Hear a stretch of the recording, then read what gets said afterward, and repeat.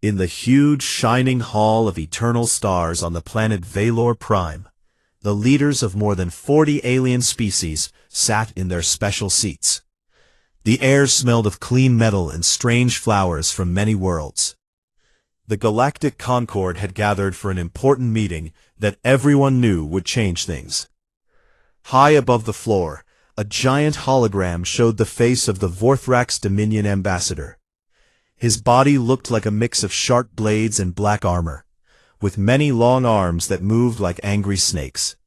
His voice came through every speaker in a deep buzzing tone that made small creatures hide. "Today we end the old agreement," the ambassador said. "The Treaty of Solitude has lasted exactly 3,000 years. Humanity stayed inside their small corner of space. We stayed away from them. Now the time has come to take what belongs to the strong." The alien leaders shifted in their seats. Some looked worried. Others nodded with excitement. The Vorthrax had grown very powerful. Their fleet was vast. Their weapons were advanced. And now, humanity was the next target. Ships covered whole star systems. Their soldiers never felt fear, because they shared one single mind across billions of bodies. The ambassador raised two of his arms high. "We claim the Sol system for the Dominion. The humans have become weak. They hide behind their old walls and play with toys. They forgot how to fight. We will harvest their worlds for rare metals and fresh biomass. Our hives will grow strong on their bones." A soft wave of agreement moved through the hall. Many species remembered the old stories. The stories said humans were dangerous. They fought without stopping. They laughed when others cried. They kept coming, even when every rule said they should die. The galaxy had begged them to stop. The treaty was born from fear, not kindness. The ambassador continued his speech with more words of victory. He showed pictures of huge fleets ready to move. He spoke of quick glory and easy riches. The other aliens listened, and some even clapped their strange hands or clicked their mandibles. Far away on Earth, the same message arrived at the same moment. Every screen in every home, every ship in every city, showed the face of the Vorthrax ambassador. Billions of people stopped what they were doing to watch. The words came in every language at once, clear and loud. No one screamed. No one ran to hide. No alarms rang across the blue planet. Instead, something else happened. In a small apartment in New Shanghai, a young man named Kai sat on his couch with breakfast half-eaten. He listened to the alien voice finish its proud speech, then he laughed. Not a small laugh, but a big, real laugh that made his shoulders shake. In the crowded streets of Nairobi, people pointed at the big public screens and started laughing too. One woman held her baby close and giggled so hard tears came to her eyes. On the orbital ring above Luna Station, workers in their gray suits stopped fixing machines. They looked at each other and burst out laughing. One old engineer slapped his knee and said out loud, "They really did it. They actually said those words." In the quiet farms of Mars, greenhouses full of red dirt and bright plants, families gathered around small screens. Children asked why the grown-ups laughed so much. The parents just smiled and shook their heads. Even in the deep habitats under Europa ice, the scientists who studied alien oceans paused their work. They read the message on their wrist displays. Then soft chuckles filled the cold tunnels. The laughter spread fast, like fire in dry grass. It moved from house to house, from city to city, from planet to moon. No one planned it. No leader told them to laugh. It just happened because something inside every human woke up and found the whole thing funny. Back in the Hall of Eternal Stars, the Vorthrax ambassador finished his words. He expected fear. He expected silence. He expected the galaxy to bow to his power. Instead, the humans answered with something he could not understand. On Earth, a news anchor in Tokyo tried to keep a straight face. She read the alien declaration in a calm voice. Then she stopped, looked straight at the camera, and started laughing. The camera caught every second of it. Millions saw her wipe tears from her eyes while she tried to speak again. In the giant shipyards above Jupiter, workers climbed out of their mechs. They sat on metal beams high above the swirling storms and laughed together. One man pointed at the stars and shouted, "Come and get it, bug boys. We missed you." The laughter did not stop. It grew louder and warmer. People hugged each other. They slapped backs. They raised drinks. They shared old jokes that no one had told in centuries. The jokes about how aliens always thought humans were finished. The jokes about how humans never really stopped being ready. In a quiet room under the Antarctic ice, a very old woman named Maria sat in her chair. She had white hair and gentle eyes. She watched the message on a small screen. A small smile. Then she laughed too. It was the first real laugh she had in many years. Maria remembered the day the treaty was signed. She was young then. She stood on the deck of a warship and watched the alien fleets leave Sol space. She remembered the promise they made. Never come back, or we will remind you why we agreed to stay home. Now the promise was broken. Maria looked at the ceiling and whispered, "They forgot. They really forgot." Across the solar system, the same thought moved through millions of minds. The aliens thought time had made humans soft. They thought 3,000 years of peace had turned warriors into dreamers. They were wrong. Humans had not forgotten. They had waited. They had built. They had dreamed. They had raised children who knew the old stories. They had kept the fire burning low, but never out. In a park in Sydney, under tall trees, people gathered. They sat on grass and laughed until their sides hurt. A street musician played a happy tune on his guitar. Others joined in with voices and claps. The music mixed with the laughter and floated up into the warm air. On the moon base called Tranquility, children ran through wide halls. They chased each other and shouted the words from the alien message in silly voices. They turned the scary declaration into a game. No fear lived in those voices, only joy, only the kind of joy that comes when you know something big is about to happen, and you are ready for it. The Vorthrax armada began to move. Their ships turned toward human space. Engines glowed bright, engines that had never known defeat. They carried soldiers who felt no doubt. They carried weapons that could break worlds. On Earth, the laughter slowly became quiet smiles. People went back to their days. They cooked food. They kissed their families. They looked at the sky with calm eyes. They knew what came next. They had always known. The truce was over. The game could begin again, and humans found that very funny indeed. Deep under the red mountain called Olympus Mons on Mars, a hidden door opened for the first time in many centuries.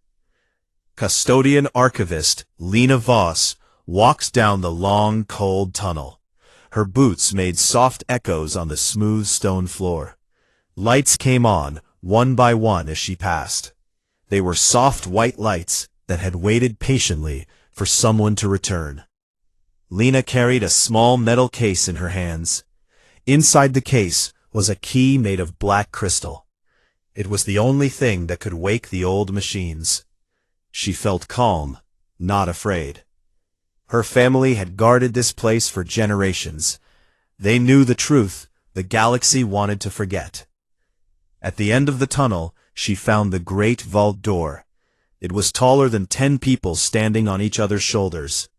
The door had no handle, no screen, no lock that normal eyes could see. Lena pressed the black crystal against a small mark on the metal. A low hum started. The door slid open without a sound. Inside the vault, rows of tall black pillars stood, silent.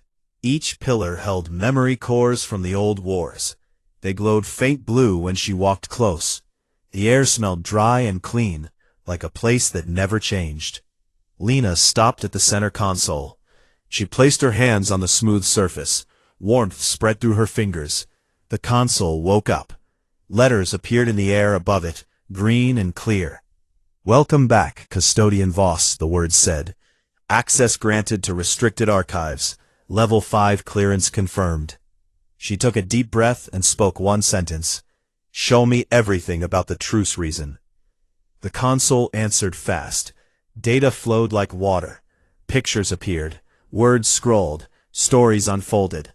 Lena watched and listened. She saw the faces of people long gone. She heard their voices strong and sure. 3,000 years ago, humans almost broke the galaxy. They did not mean to. They just kept fighting when others stopped.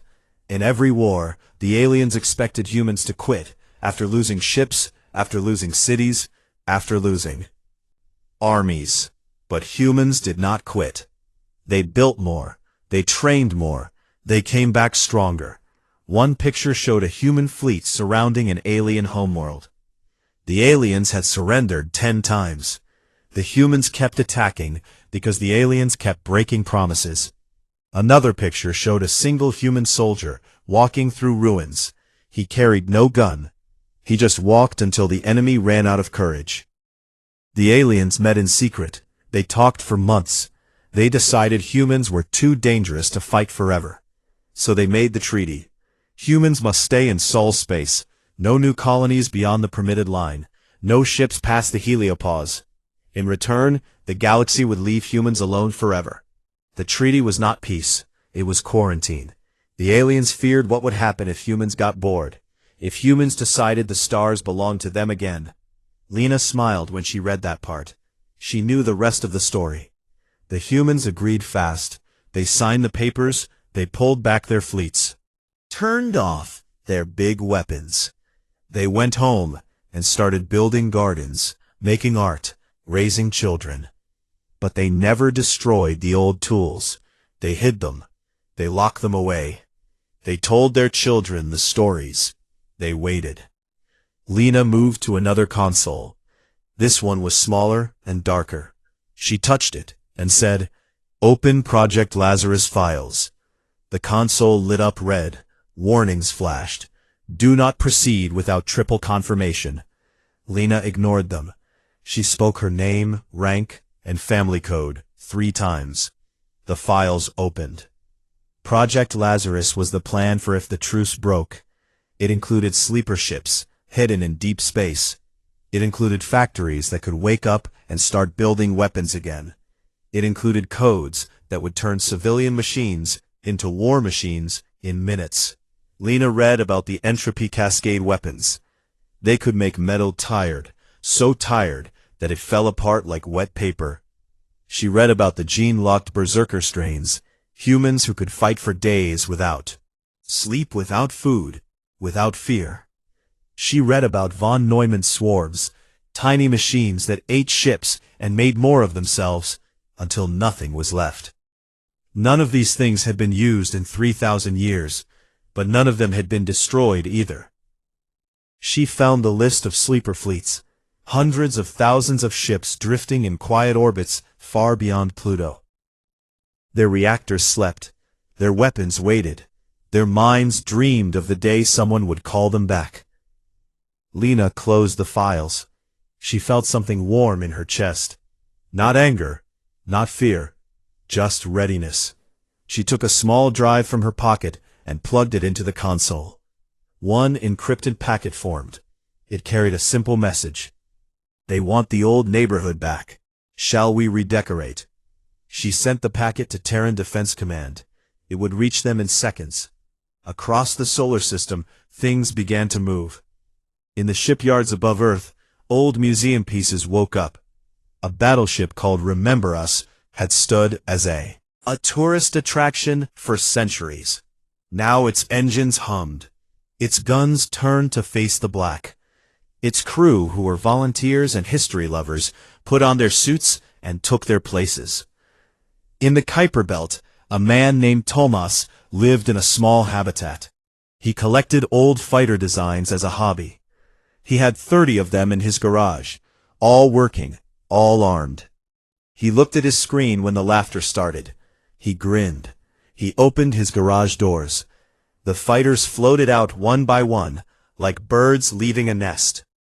On Titan, Retirement homes full of old soldiers got busy. Men and women with gray hair and metal limbs synced with neural links. They laughed while they tested connections. They told jokes about rusty joints and slow reflexes. But their eyes were sharp. Their hands were steady. In the deep caves of Ceres, miners stopped digging. They looked at messages on their helmets. They turned off their drills. They started walking toward the surface. They knew what came next. They had trained for it since. They were young. Lena walked back through the vault tunnel. The door closed behind her. She did not look back. She had done her part. Now the others would do theirs. Above Mars, the sky looked peaceful. Red dust floated in thin air. Ships moved in slow orbits. No one would guess that something big had started. But it had. The old files were open. The sleepers were waking. The laughter had turned into action. Quiet action. Calm action. The kind of action that wins wars before they start. In a small room on Luna, Maria, the old woman from before, sat with her tea. She watched a screen that showed fleet movements. She smiled. She knew Lena. She had taught Lena many things. She whispered to the empty room, "Good girl. Now let them remember why we stayed quiet so long." The solar system stayed calm on the outside. People worked. People played. People slept.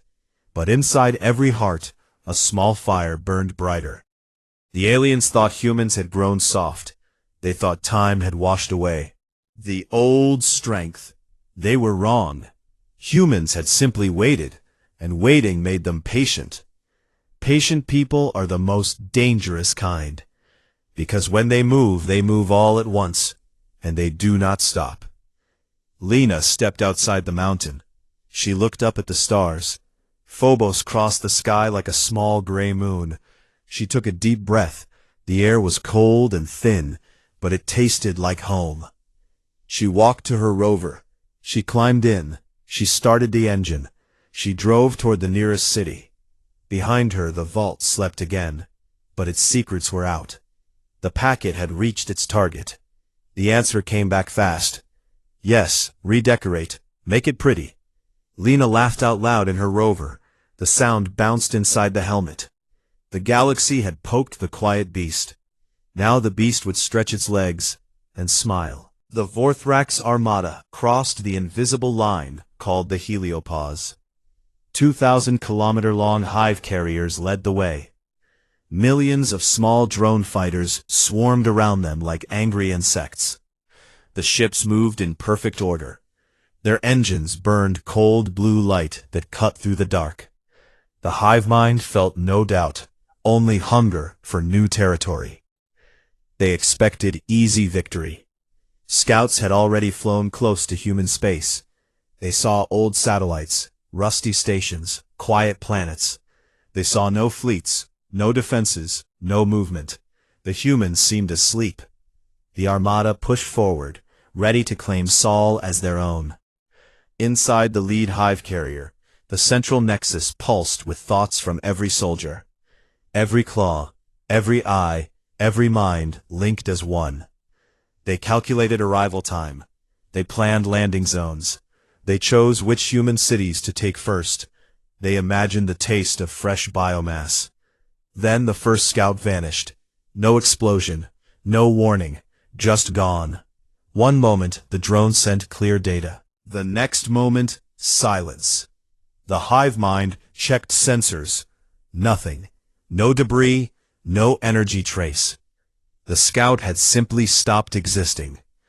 More scouts disappeared. Seconds later, 10, 20, 50. The hive mind felt something new. Confusion rippled through the shared thoughts. They sent bigger scouts, armed scouts, shielded scouts. All vanished the same way. No fight, no message, no trace. The armada slowed. Engines dimmed. Weapons powered up. They scanned the Oort cloud. Thousands of icy bodies floated there. Old comets, forgotten rocks. The scans showed nothing unusual. Yet ships kept failing. Hulls cracked without cause. Engines died without reason. Crews reported strange feelings, then stopped reporting. A single human ship appeared on sensors. It was small, a corvette barely bigger than one hive fighter. It moved slow and casual.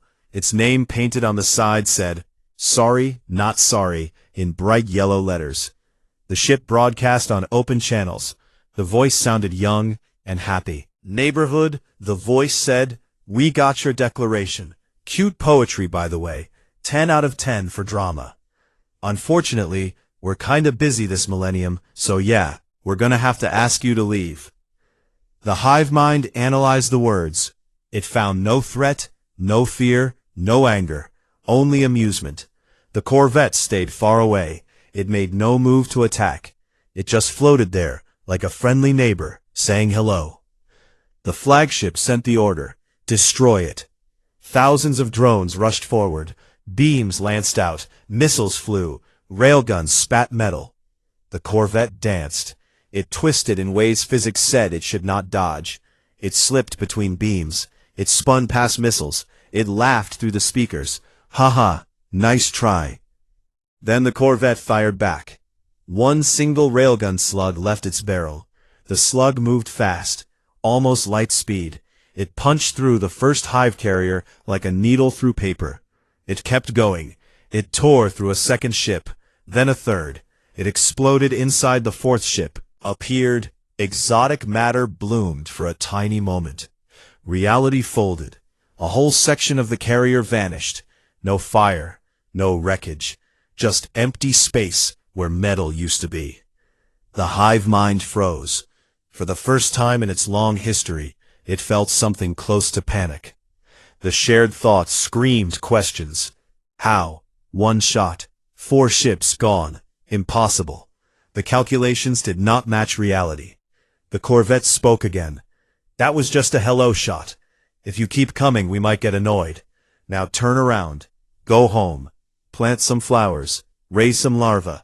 Live long, happy lives. We promise not to follow unless you make us." The armada hesitated. The hive mind debated. Orders flew back and forth across the fleet. Some parts wanted to charge. Others wanted to pull back. The confusion grew. The humans had not even raised a real fleet, yet damage already hurt. More human ships appeared. Not many, just a few. Small yachts, old freighters, tourist cruisers. They came from different directions. They moved slow. Broadcast music. Some played old human songs. Some played silly tunes. One ship sent pictures of cats wearing tiny hats. The Vorthrax fired again. Beams hit nothing. Missiles chased shadows. Human ships slipped away. They returned fire with small, precise shots. Each shot hurt. Each shot removed drones. Each shot made the hive mind think harder. One human ship looked like a luxury liner. White and gold with big windows. It hailed the flagship. "Hello there, big guy. Nice paint job on your carriers. Very shiny. We like shiny things. Too bad we have to scratch it up a little." The liner fired a thin beam. Green light touched one carrier. The hull bubbled, then melted like ice in sun. The carrier listed. Engines died. The hive mind ordered full assault. The armada surged forward.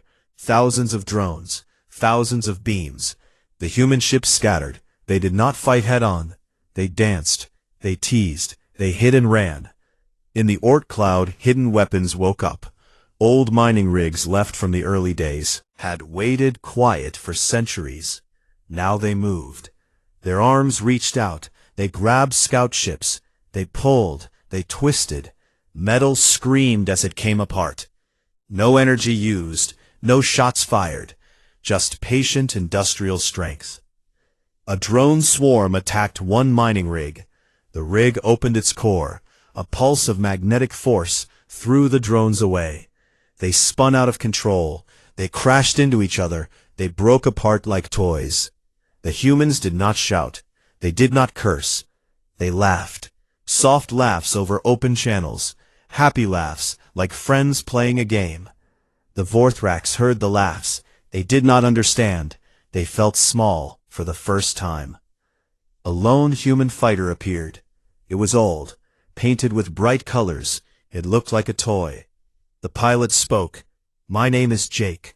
I retired last week, but I missed flying, so here I am." The fighter darted in. It fired small missiles.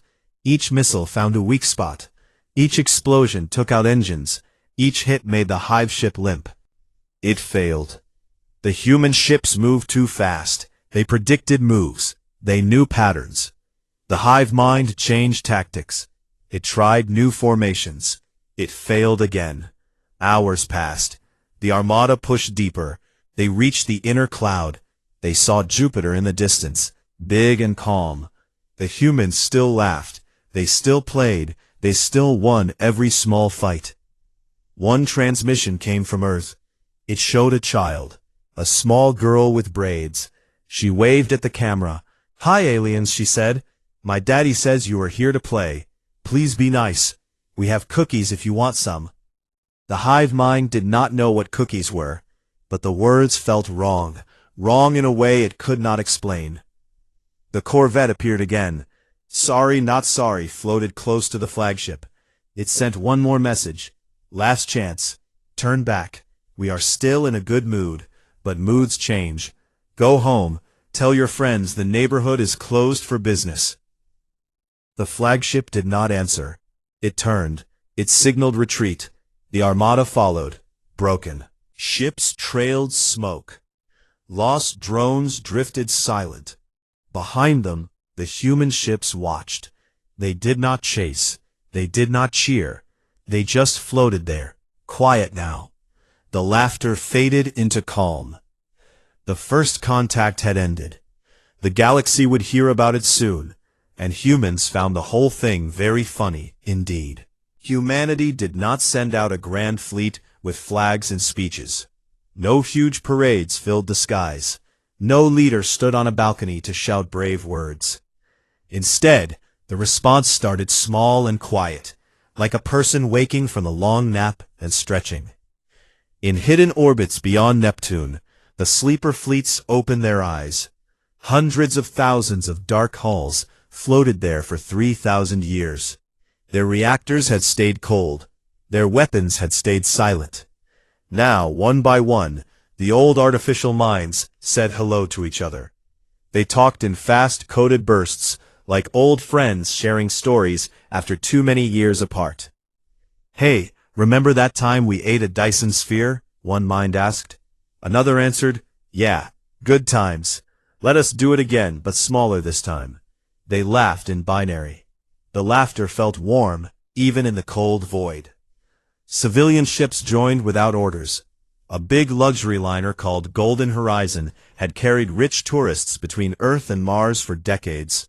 Now its owners voted in 5 minutes. They said, "Yes, let us help." They pulled illegal phase disruptors from hidden compartments. The weapons had been gifts from paranoid friends long ago. The crew strapped in. They turned the dance floor into a targeting bay. A university research ship named Curious Spark studied dark matter near Saturn. Its scientists were young and excited. They looked at the incoming armada. They checked their particle accelerator. It could push particles almost to light speed. They smiled. They said, "Why not use it as a gun?" They rerouted power. The accelerator hummed louder than ever. An old generation ship called New Dawn carried 10,000 people born in space. They had never seen Earth. They voted over breakfast. "Should we fight?" "Yes," they said in one voice. They opened their antimatter stores. They fed the engines. They turned their home into a battering ram if needed. The Vorthrax pushed deeper. They reached the scattered rocks of the Kuiper Belt. They thought safety waited there. Wrong. Every asteroid had changed over the centuries. Quiet builders had worked in secret. They added thrusters. They added sensors. They added payloads. Now the rocks moved. They aligned. They waited. One big rock, named Old Reliable, had once been a mining claim. Now it carried 10 million tons of tungsten rods. It fired them in a silent wave. The rods moved slow at first, then faster. They hit hive carriers like hammers hitting eggs. Armor crumpled. Internal systems sparked. The hive mind screamed in shared pain. Mirror arrays woke on the dark side of moons. They were old solar power farms from the first colonies. Now the mirrors turned. They focused sunlight into tight beams. The beams cut through drone swarms like hot knives through butter. Metal vaporized. Crew pods popped open to vacuum. The Vorthrax learned that light could kill as well as darkness. Micro-drone swarms spilled from hidden pods. The drones were smaller than grains of sand. They ate armor. They chewed circuits. Behind piles of fine dust. The Vorthrax tried to counter with EMP bursts. The bursts did nothing. The drones laughed in tiny signals. They kept eating. At the Proxima Centauri relay station, alien observers watched screens in horror. They saw the human response grow. They saw no panic, no rage, only calm steps. One diplomat turned to another and whispered, "They are not angry. They are entertained. This is a game to them, a very old game."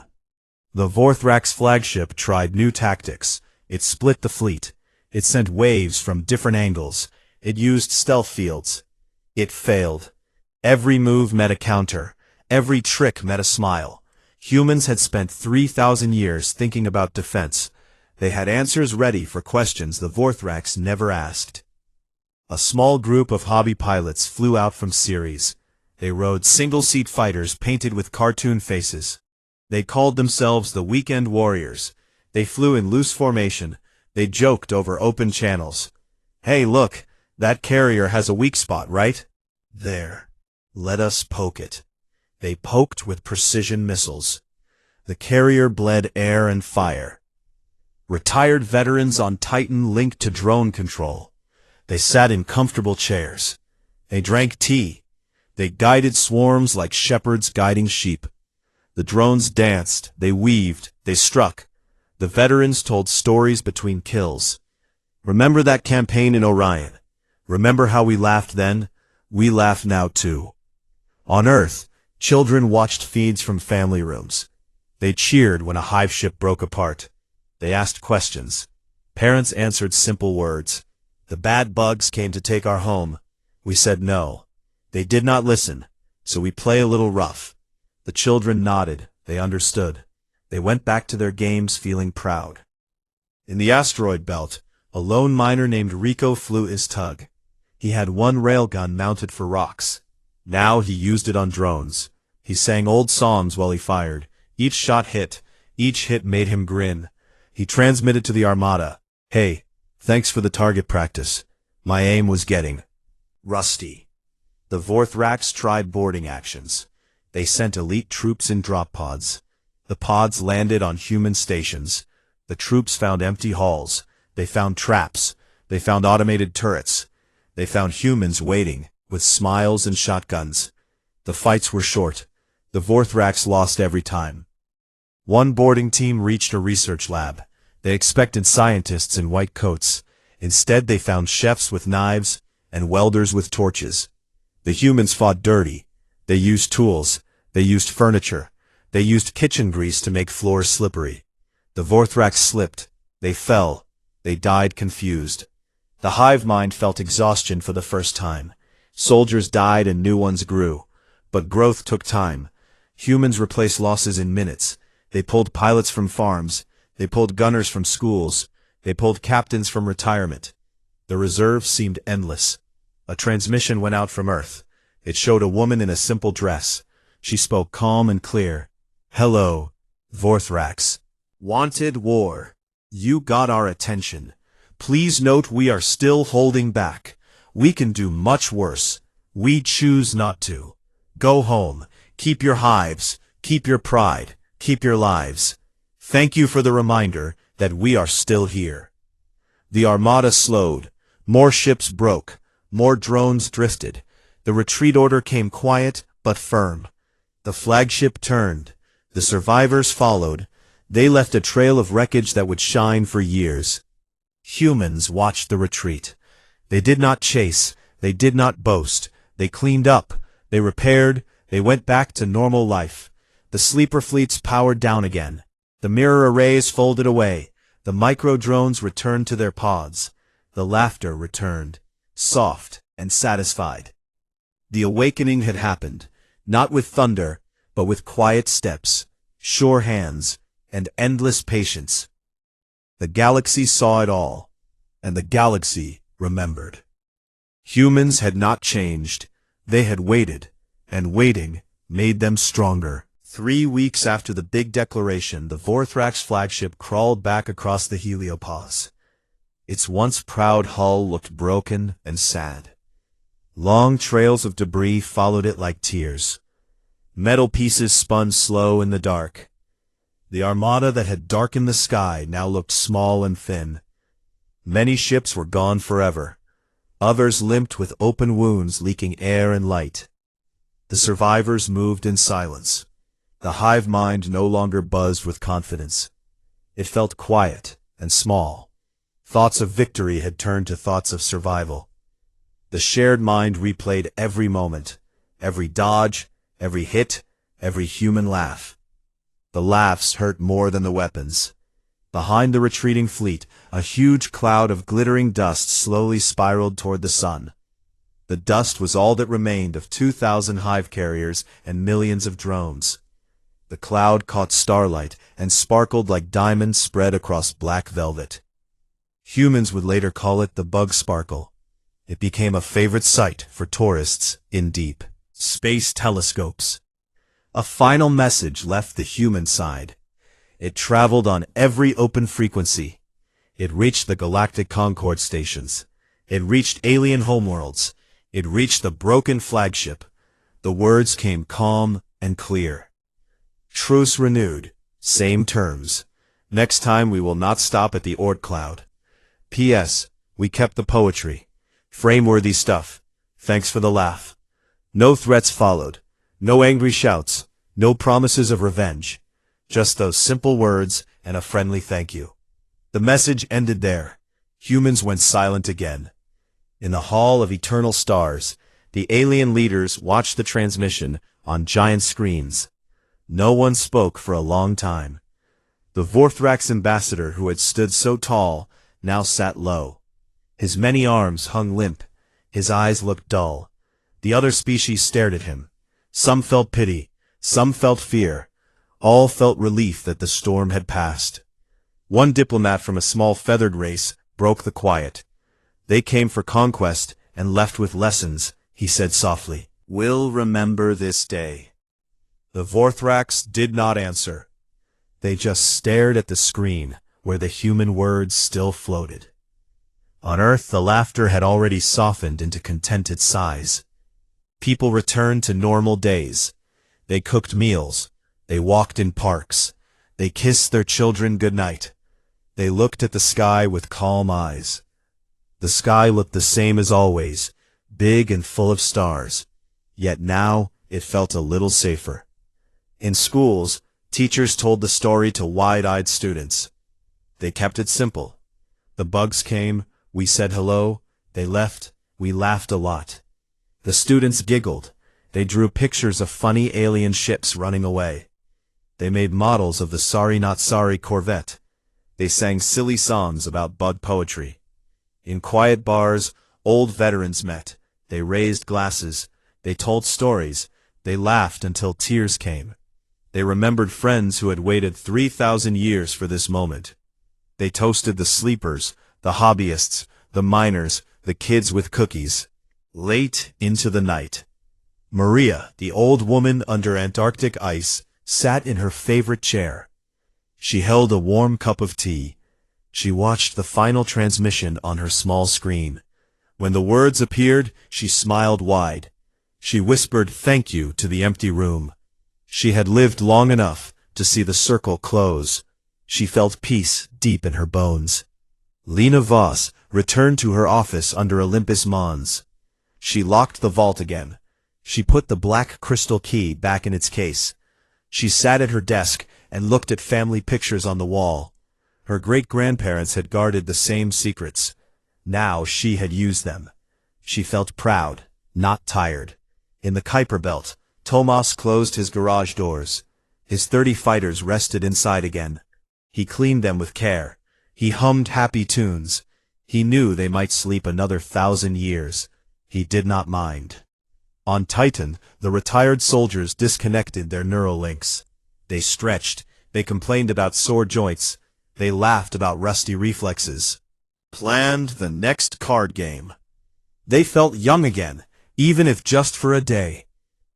The sleeper fleets drifted back to their quiet orbits. Reactors cooled down. Weapons powered off. Minds went back to dreams. The ships became patient once more. They waited like they had waited before. Across the solar system, people cleaned up the mess. Small repair teams flew out. They collected debris. They patched stations. They thanked the old mining rigs for their help. The rigs went back to digging. They acted like nothing had happened. Children asked questions. Why did the aliens think we were weak?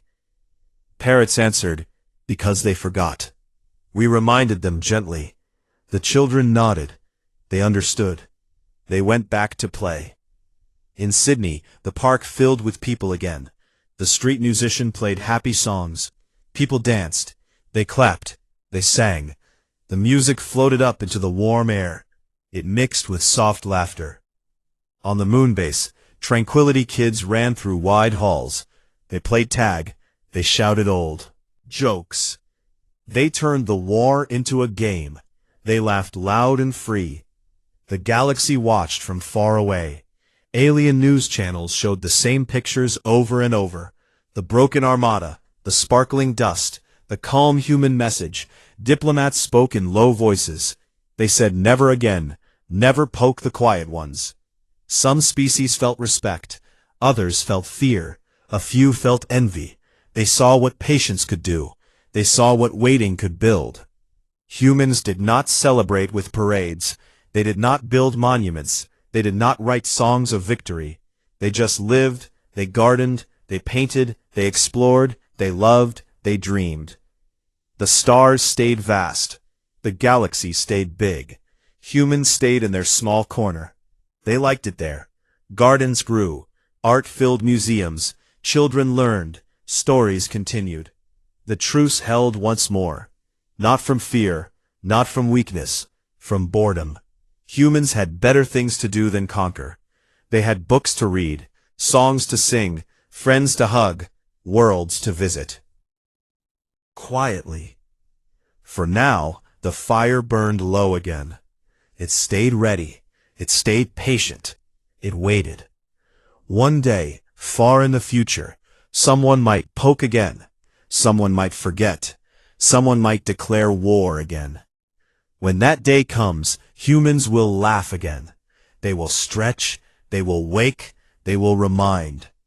Until then, they smiled at the sky. They whispered to the stars, "Thank you for the reminder. We are still here." And the stars stayed quiet. They knew better than to answer back.